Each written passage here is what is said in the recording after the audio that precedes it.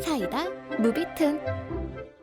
나는 아내와 둘이 살고 있고 직업은 중소기업에 다니는 평범한 샐러리맨이다. 최근 아내가 바람이 난 게 아닌가 하는 의심 때문에 무척 괴롭고 불안하다. 그 배경에는 결혼 3년 차에 들어서면서 회사 일이 너무 바빠지는 바람에 아내와 같이 있는 시간이 줄어들 수밖에 없었다. 그 무렵부터 아내가 나를 대하는 태도가 정 같지 않다는 느낌적인 느낌이, 가장으로서 일이 우선일 수밖에 없지만 아내에게 소홀했던 점은 인정한다.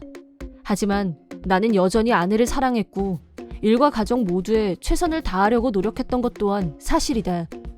냉랭해진 아내의 태도를 통해 혹시 다른 남자가 생긴 게 아닐까 하는 의심을 하게 됐다는 것 자체가 서글펐다.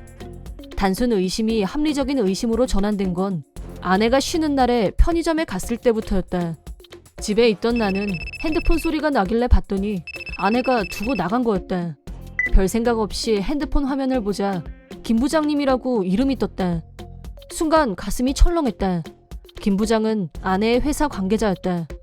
자주 얘기하는 사람이기도 했다. 김 부장이라는 사람은 아내의 직속 상사가 아니라 거래처 회사의 부장이었다. 거래처 사람이 쉬는 날에 개인 폰으로 연락을 하는 게 흔한 일인 건가? 그러던 어느 날, 원래는 잔업을 해야 하는 날이었지만 몸이 안 좋아서 중간에 퇴근을 했다. 집에 도착했을 때 아내는 없었다. 시간은 저녁 8시. 나야 잔업을 다 했다면 아직 회사에 있을 시간이지만 아내는 벌써 퇴근해서 집에 있을 시간이었다. 회식이 있어서 늦어지는 날에는 항상 연락을 하는데 그 순간 막연했던 의심이 확신으로 변했다. 잠시 후 집에 온 아내에게 몇 가지 추궁을 하자 간단하게 불륜을 인정했다. 맞아, 미안해. 더 충격적이었던 건 김 부장과는 나와 결혼하기 1년 전부터 관계를 맺어왔단 거였다. 두 사람의 어긋난 만남은 아내가 업무상 실수를 했는데 김 부장이 도와줬고 그 보답으로 커피 대접을 하면서부터라고 했다. 김 부장은 나와 동갑인 아내보다 17살이 많았고 결혼해서 아내와 17살인 딸까지 있었다. 아내의 얘기를 듣는 동안 계속해서 구역질이 올라왔다. 당신은 자상하고 늘 나를 배려해주는 게 좋았어. 부장님은 남자답고 내가 기댈 수 있고 당신한테 없는 점이 많아. 그러다 보니까 미안해. 나와 누군가를 비교하는 아내에게 강한 거부감을 느꼈다. 결혼 전부터 이미 불륜관계였다니 이건 일종의 사기 결혼 아닌가? 결혼 전에 이 사실을 알았다면 당연히 결혼하지 않았을 거다. 그 후 초스피드로 이혼 소송을 마쳤고 그와 동시에 전처와 불륜남 김 부장에게 위자료를 청구했다. 장인 장모는 불륜관계를 유지하면서 나와 결혼했었다는 사실에 경악하면서 나에게 진심으로 미안해했다. 화가 난 장인 장모는 자기 딸과 완전 절연을 선언했으나 이미 나에게는 남의 일이었다. 이 일은 나에게 깊은 상처를 남겼지만 나보다 더 불쌍한 사람들은 김 부장의 아내와 딸이었다. 부인은 먹지도 자지도 못하고 우울증에 걸렸고 딸내미는 완전 뚜껑이 열려서 회사로 쳐들어갔다는데 그 일로 김 부장과 전처의 불륜이 드러나면서 김 부장은 지방에 있는 작은 지점의 지점장으로 좌천을 당했다고 한다.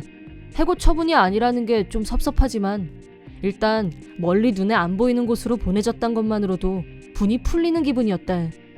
반면 전처는 해고 처분을 받았는데 부모님한테도 손절당한 마당에 갈 곳이라고는 김 부장을 따라가는 것뿐이었다. 그로부터 3년 후 마음을 추스르고 다시 자아를 되찾은 나는 다른 인연을 만나 결혼을 하게 됐다.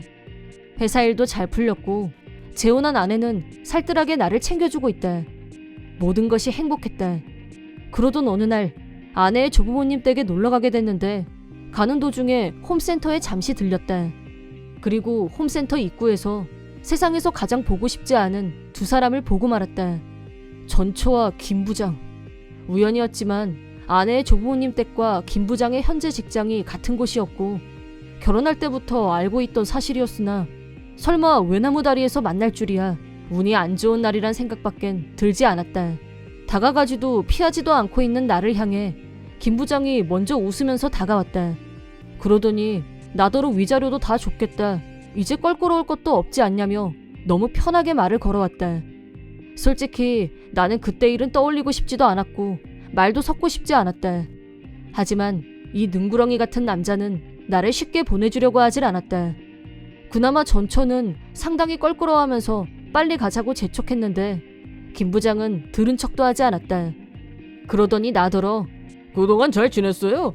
보다시피 저는 아주 행복하게 잘 살고 있어요. 여기서 하는 일도 다 잘 되고 있고요. 그쪽 와이프를 결과적으로는 내가 뺏은 셈이 돼서 그건 미안하게 생각합니다. 마치 자기가 승자라는 식의 태도. 위자료는 청구받았지만 내가 너보다 훨씬 행복하다고 잘난 척하고 싶어서 죽겠는 게 얼굴에 딱 쓰여 있었다. 전형적으로 지고는 못 사는 타입. 매사를 승부로 판가름하고 자기가 이기면 대만족. 주변은 어떻게 되든 말든 안하무인. 사실 이혼 소동이 일어났을 때부터 이 남자한테 받았던 인상이었다. 내가 대답을 안 하자 점점 기분이 좋아진 김 부장은 저만 이렇게 행복해서 미안해서 어쩌죠? 혹시 아직도 처량한 호라비 신세를 못 면하셨어요? 어쩌고 깐족거렸다. 철면 피해 깐족남. 대체 이런 남자 어디가 좋다고 바람이 난 걸까? 이제 와서 그걸 알아봐야 아무짝에도 쓸모는 없지만 빅 의문. 그때 마침내 핸드폰이 울렸다. 김 부장 혼자 떠들게 놔두고 전화를 받았는데 아내가 지금 어디 있냐고 묻길래 입구 쪽에 아직 있다고 대답했다. 김 부장은 친구랑 통화한 거? 라며 기분 나쁘게 웃으며 누구랑 통화했는지 관심을 보였다. 그리고 잠시 후 나타난 사람을 보고 경악했다. 네가 어떻게 여길... 그런 당신은 왜 여기 있는데? 김 부장이 당장 자초지종을 말하라고 흥분하길래 아주 친절하게 설명해줬대. 네, 아마 저런 상태이다 보니 아버님께 연락을 안 한 것 같은데 보시다시피 따님과 결혼했습니다. 라고 김 부장의 딸과 내가 결혼한 사실을 알려주자 흥분을 넘어 광분했대. 뭐가 어쩌고 어째? 인정 못해! 네가 왜 이런 놈하고 결혼을 해? 당장 헤어져!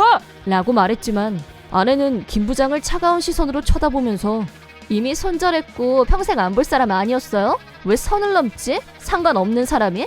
라고 생물학 쪽 아버지에게 냉랭한 태도로 쏘아붙였대. 불륜 소동 후 서로 상처받은 사이인 김 부장의 부인, 딸과 교류를 갖게 됐고 어느 순간부터 김 부장 딸과 연인 사이가 되어 있었대. 솔직히 처음에는 김 부장에 대한 복수심으로 가족과 친분을 다졌대.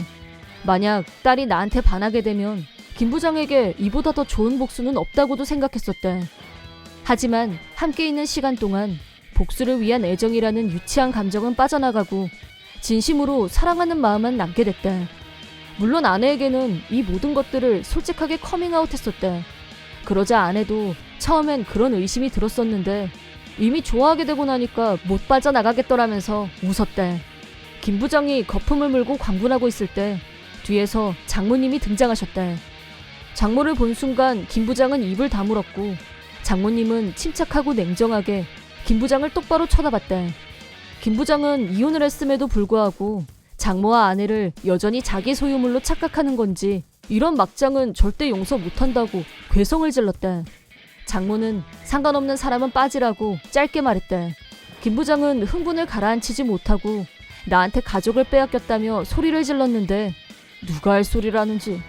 전처는 내가 자기보다 젊고 예쁜 여자와 행복하게 잘 지낸다는 걸 직관한 순간 상당히 충격받은 모습이었대. 그 심정도 이해는 간다. 3년이라는 시간 동안 원래부터 아저씨였던 김 부장은 더 아저씨가 되어 있었대. 불륜관계에서 부부가 되자 긴장이 풀렸는지 사정없이 배가 앞으로 밀려나오고 덤으로 머리까지 벗어진 중년남 완성체. 아내가 전처에게 그쪽이 불륜해진 덕분에 제가 정말 멋진 남자랑 결혼을 하게 됐어요. 정말 감사드려요. 라고 하자 전처는 얼굴이 시뻘겋게 달아올랐다. 아내 방식에 부드럽지만 강한 빅엿으로 멋진 마무리를 한 후 두 사람을 거기 세워둔 채 아내를 데리고 먼저 돌아섰다.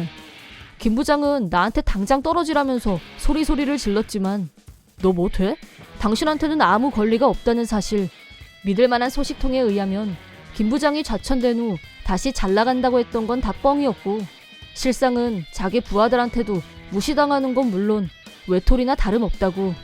또 전처는 김 부장의 아이를 낳고 싶어 했다는데 김 부장 나이가 나이다 보니 의학적으로 아이를 갖는 건 하늘의 별 따기였고 절망에 빠져 있다고 한다. 한편 현재 내 아내는 배가 불러오고 있었고 곧 태어날 우리 아이가 건강하게 자라고 있다. 별말은 없었지만 전처도 분명히 아내의 배를 봤을 것이다. 임산복을 입고 있었는데 임신했다는 걸 모르기는 힘들었을 거고 자기 열등감 때문에 더욱 말을 못했을 거란 생각이 든다. 그리고 얼마 후 김 부장과 전처가 헤어졌다는 말을 들었다.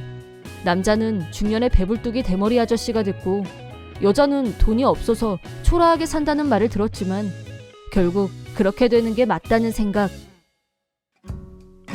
이번 영상은 어떠셨나요? 재밌게 보셨다면 구독, 좋아요에 댓글까지 달아주시면 감사하겠습니다.